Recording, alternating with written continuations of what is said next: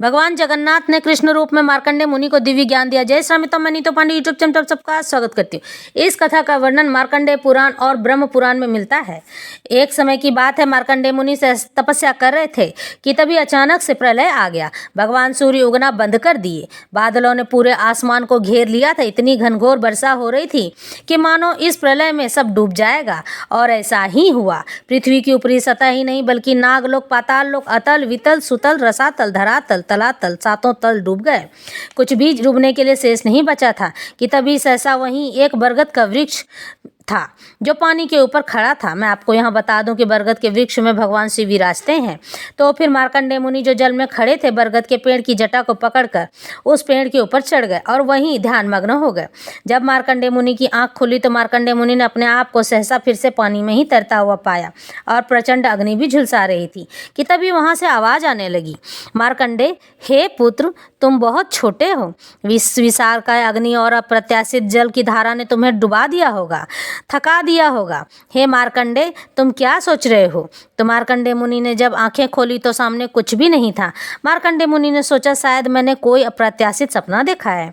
फिर आंखें बंद की ध्यान करने के लिए, तो वहीं आवाज सुनाई दी। जब इस बार आंख खोला तो पाया कि वट वृक्ष यानी बरगद के पेड़ पर एक सोने का पलना पड़ा है और उस पर एक दिव्य बालक नन्हा सा है जो घुटनों पर है, जिसकी आंखें बड़ी बड़ी हैं।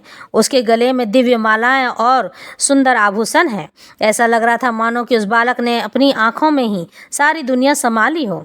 तब मार्कंडेय मुनि को भगवान का प्रत्यक्ष दर्शन हुआ, लेकिन उन्हें कुछ समझ नहीं आया। तो नन्हे बाल मुकुंद कान्हा ने मार्कंडेय मुनि को अपने उदर में समा लिया, जो गर्भोधक साई विष्णु थे, यानी जिनके गर्भ में सारा ब्रह्मांड समाया हुआ है। फिर भगवान के गर्भ में जाकर मार्कंडेय मुनि ने देखा कि पृथ्वी तो सही है, सूर्य अपने सही ताप पर भी है, प्रकृति हरी भरी है, पशु पक्षी और अन्य सभी जानवर सही सलामत हैं, सब मनुष्य अपने अपने नित्य कर्म में व्यस्त हैं। पर फिर भी मार्कंडेय मुनि को कुछ भी समझ नहीं आया।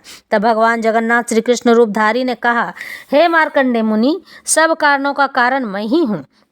शिव भी मैं ही हूँ, कृष्ण राम जगन्नाथ भी मैं ही हूँ, आकाश पाताल गगन नीर भी मैं ही हूँ।